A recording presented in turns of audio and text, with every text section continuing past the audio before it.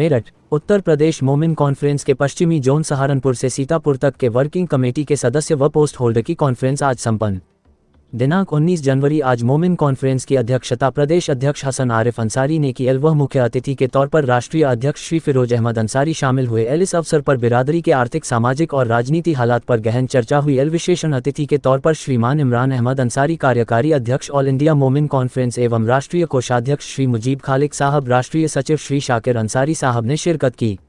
इस मौके पर उत्तर प्रदेश के 20 उन स्वर्गीय नेताओं को अंसारी रत्न अवार्ड से नवाजा गया, जिन्होंने अंसारी समाज के लिए एवं उसके उत्थान के लिए बेपनाह कोशिश की है। इस अवसर पर वर्किंग कमेटी के 7 सदस्यों को उनके मनोरंजन पत्र भी वितरित किए गए। प्रस्ताव पास कर कौम से अपील की गई कि मॉडर्न एजुकेशन को फर्स्ट प्रायोरिटी के तौर पर लिया जाए। प्रदेश स्तर पर एक गाइडेंस सेंटर खोला जाएगा जो बच्चों के शिक्षा से लेकर रोजगार तक समस्याओं का समाधान करने के लिए काम करेगा। प्रदेश अध्यक्ष हसन आरिफ अंसारी ने ऐसे 50 बच्चों को गोद लेने की घोषणा की जिनकी परसेंटेज हाई स्कूल इंटर में 94 से लेकर 99 तक है। कॉन्फ्रेंस उनकी 1 साल की कोचिंग और एक टैबलेट उनको फ्री देगा। कॉन्फ्रेंस में तय किया गया कि मौजूदा दोनों में बुनकरों के साथ जो बिजली की समस्या चल रही है उसको सरकार के साथ बैठकर हल करने की कोशिश की जाएगी। राष्ट्रीय अध्यक्ष फिरोज अहमद अंसारी ने समाज के लोगों का आह्वान किया कि हर समस्या का समाधान एजुकेशन से ही निकलेगा। उन्होंने समाज की एकता प्रबल देते हुए कॉन्फ्रेंस को मजबूत करने की अपील भी की। इस अवसर पर विशेष अतिथि श्री इमरान अहमद अंसारी एवं शाकिर अंसारी में अपने विचार व्यक्त किया। प्रदेश अध्यक्ष ने हसन आरिफ अंसारी मेरठ की टीम का शुक्रिया किया।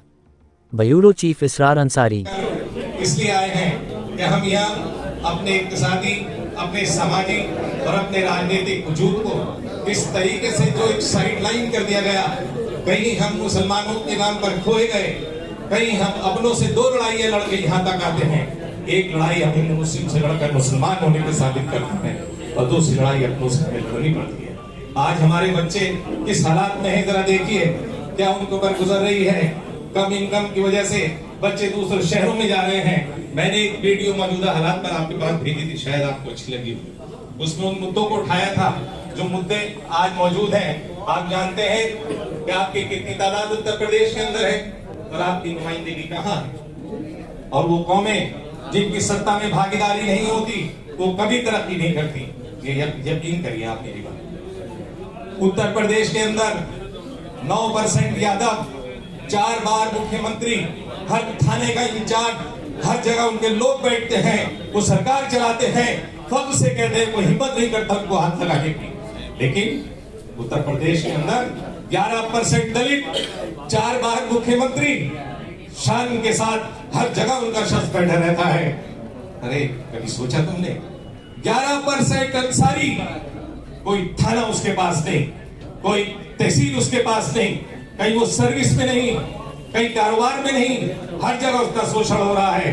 पिछली असेंबली में 2 लोग थे, बमुश्किल आपकी मेहनतों ने 4 तक पहुंचाया।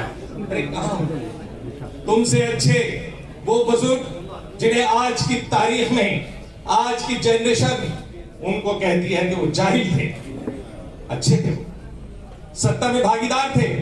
1980 में 18 एमएलए इसी असेंबली के अंदर आपके होते थे। कहा जाता था ये अंसारी की बोला क्या, वो खुदा की बोला। अरे कहां गए तुम्हारे जमीर। मैं हसन आरिफ अंसारी मोमिन कॉन्फ्रेंस के बैनर को लेके इसलिए आया हूं कि जागो। अगर तुम नहीं जागे तो यकीन कर लो आने वाली नस्लें भूमि पहली पैदा हो, कोई आपकी बात करने वाला नहीं। पहली बार इस प्रदेश के अंदर एक अंसारी लड़की जिसका फादर आज भी बुनाई करता है, IAS पे सिलेक्ट हुई।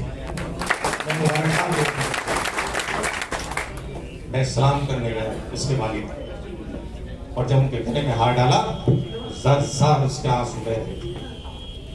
अरे एक गरीब का बच्चा पढ़ सकता है, हम 2 लोग मिलकर एक परिवार को नहीं उठा सकते। आपके सामने मैं ऐसे शख्स को आपके सामने पेश करूंगा जिसने एक ऐसे बच्चे को ऊपर उठाया जो अंसारी ही था, जिसकी मां कैंसर से मरी, इंटर के बाद उस पर फीस जमा करने के पैसे नहीं थे, उसका फादर इस लायक नहीं था तो उस पर 100 रुपए भी लगा देते, मेडिकल स्टोर पे दवाइयां बांटता। क्या मिलता हो? 3 बच्चों की फैमिली, सपना था कि डॉक्टर बनूंगा, लेकिन क्या हुआ? क्या ऐसे लोग भी हो सकते हैं कि जिनके आगे पीछे कुछ ना हो और वो डॉक्टर बन जाए? ऐसे बंदे ही उनके हौसले बुलंद होते हैं। इसलिए मैं आपके बीच आया हूं ये कहने के लिए कि सर सैयद अगर यूनिवर्सिटी बना सकते हैं, यूनिवर्सिटी के लिए अगर वो लईम शहीम आदमी, इतना बड़ा दाढ़ी वाला आदमी अगर अलीगढ़ की सड़कों पर नाच सकता है, लेडीज कपड़ों में पहन के नाच सकता है, तो क्या एक बच्चे को तुम गोद नहीं ले सकते? लेनी पड़ेगी। अगर 10 रुपए बनाना है तो आगे आना पड़ेगा। मैं नहीं कहता कि मदारिस को मत दो, खूब दो, लेकिन छोटा सा हिस्सा अपनों पे भी खर्च करो, उनके एजुकेशन पे खर्च करो। आप जानते हैं कि जहां तक मैंने एक बेड़ा क्यों उठाया, इसलिए तेजी से उठाया कि पूरे हिंदुस्तान के अंदर इतनी बड़ी तादाद आपकी होने के बावजूद, अगर आपको मुसलमानों के नाम पर लूटा जा रहा है, इन सब के बावजूद पूरे हिंदुस्तान में किसी नेशनल पार्टी ने आपको एक पार्लियामेंट के अंदर टिकट तक नहीं दिया। अरे तुम्हारे जमीरों को क्या हो गया? इसलिए तुम्हारे जमीरों को जोड़ लाया कि उठो, जिसकी क़यादत नहीं होगी वो कुछ नहीं कर सकते, ये यकीन है।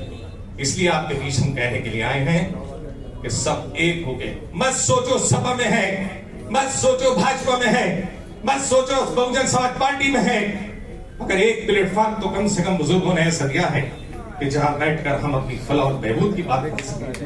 इसलिए हमने इसे कॉन्फ्रेंस में हर पार्टी के लोगों को लिया, सब लोगों को लिया।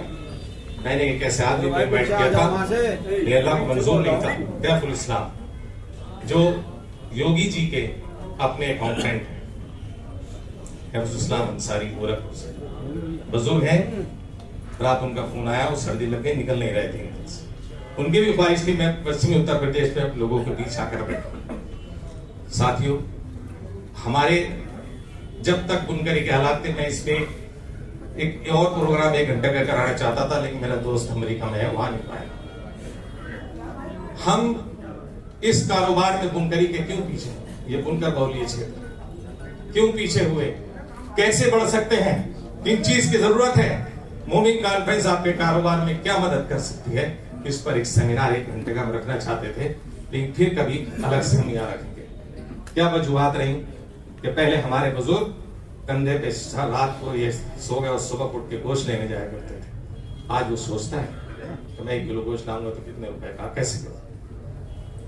इसलिए जैसे जैसे गवर्नमेंट की पॉलिसी हमारे खिलाफ बनती चली गई, हमारे लोग कारोबार में पिछड़ते चले गए। कंपटीशन के इस दौर में हम आगे कैसे आएंगे, इसका मैं एक यहाँ सेमिनार कराऊंगा। बनारस में ले लीजिए, आप यहाँ आ जाइए, मेरठ में आ जाइए, जहां जहां साड़ी बनती है, चादर बनती है, खादी बनती है। क्या वजह है कि हम बड़े बड़े लोगों से क्यों नहीं कर पा रहे कंप्लीट? क्योंकि हम सरकार से अपनी बात नहीं करते। वो जैसी पॉलिसी बना देती है हम कर देते हैं। अरे मुर्दा लोगों को तो कोई पूछता ही नहीं है। अगर आपकी समस्या है तो मत सोचो कि मैं बुनकर नहीं हूं।